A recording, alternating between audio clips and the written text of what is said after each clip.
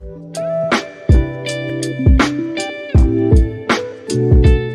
everybody, it is Erin Beck and Lindsay Jones with Speckler and Beck Real Estate Group, and we are coming to you today with information on what you've probably been hearing in the news about some of the real estate changes. There's a lot of misinformation, there's a lot of probably accurate information, and so we just want to give you our take on it so that you have an idea of what's going on and how we're actually seeing it in play.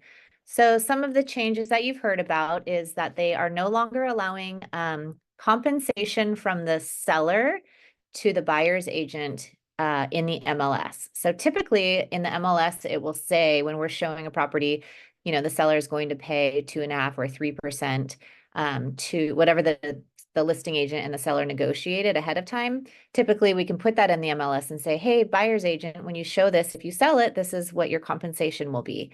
Well, they're no longer allowing that. And so now it's up to a buyer's agent and the buyer to negotiate that on their own.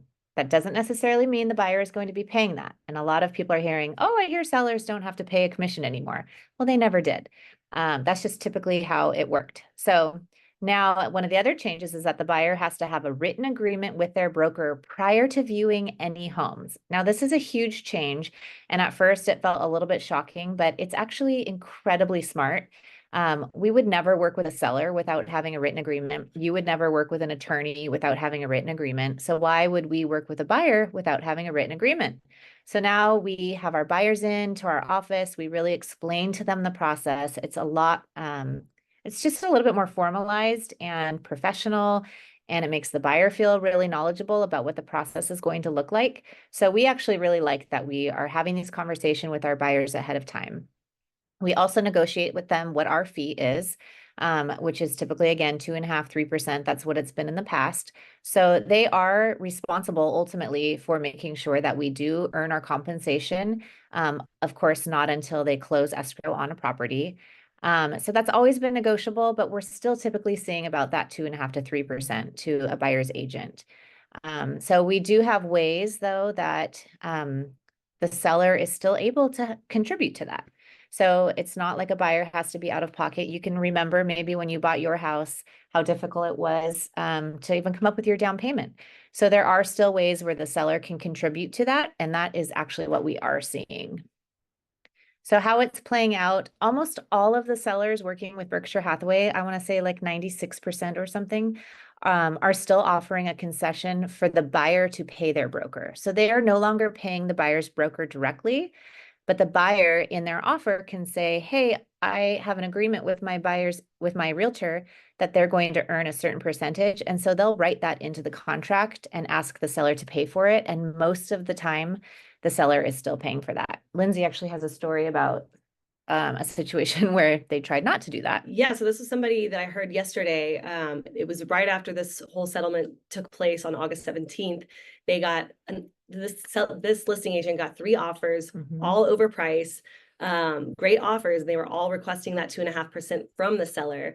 That seller then decided, well, what's going to happen if we don't, take this 2.5% and we just counter them at 0% and the buyer has to pay? And they did the counter offer. They sent out 0% to the buyer's agent, and all the buyers backed out because these are, you have to think about, these are a lot of time first time home buyers that they don't have the cash, and so they can't afford to pay their buyer's agent. So lots of times we're still seeing the sellers are expected to, if they want to get good results, the buyer will move on to a property where the seller is willing to help them out with that obligation to their own realtor. Exactly. Again, the difference is the seller is not paying the buyer's agent directly. They're giving a concession to the buyer to pay their agent.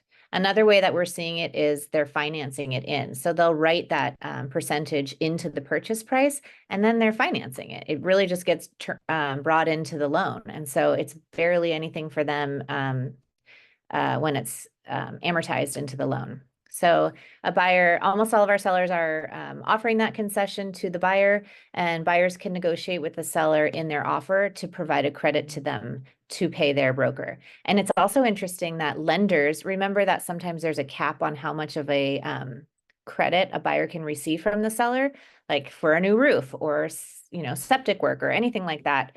The lender typically doesn't allow more than like 6% of a credit, because then their red flags go off, like, why are you getting so much money? They're treating these totally separately. So there is a concession for them to pay their realtor, and then there's also a concession for them to have work done on their home. The whole industry is really working together to make this work in the best way for buyers and sellers. And so really, we're not expecting much to change. Really, typically, the seller is still offering to pay it. Again, it just doesn't go straight to the agent. It goes through the buyer. And the buyer has more of a say of and knowledge and understanding of what their realtor is making. So let's quickly talk about the market. It felt like a slow summer here in Santa Barbara. A lot of our colleagues were saying it was just a slower paced summer. That being said, the statistics are all up. So for single family homes and condos, the inventory was up 20% for homes and 13% for condos. So of course, when there's more inventory, that often can mean sometimes longer days on the market, but it also means more sales. So sales were up 11% for single family homes and just 4% for condos. So a little bit of a slower summer for condos. And then the sales prices were up only 2% for single family homes and 7% for condos. So when there's more inventory, that means there's more options for buyers, and we're seeing less multiple offer situations, which is keeping the prices from driving up too high. So what does this mean for you? As I said, as inventory builds, the market tends to shift a little bit into the buyer's favor. Homes that, that's right, they have more to choose from. Homes that don't sell right away start to get offers that are below asking. So before we were seeing over 100% of the list price. Now it's about 96% of the original list price. If they've adjusted their price, it's about 98% of their asking price. And then if interest rates drop, which we are hearing they will, it sounds like we're going to have a couple of interest rate drops before the end of the year and a whole handful maybe next year.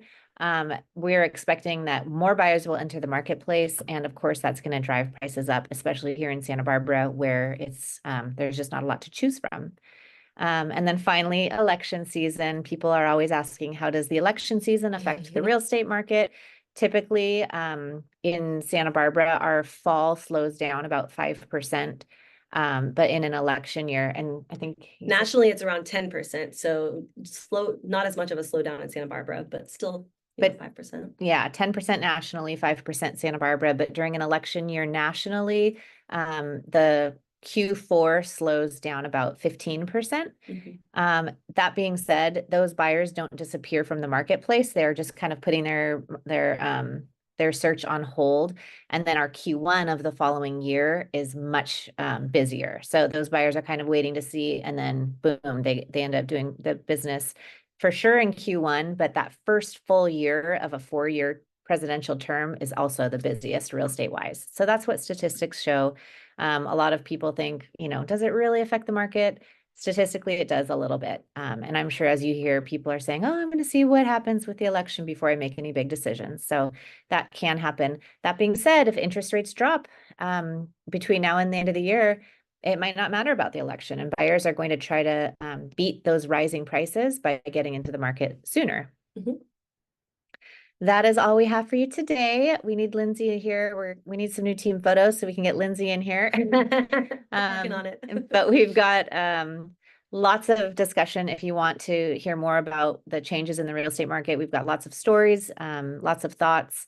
But overall, we think it's a really good change, and we're excited to move forward with our buyers and our sellers. Yay. So have a wonderful day. And if you need anything, you know where to find us. Bye, guys.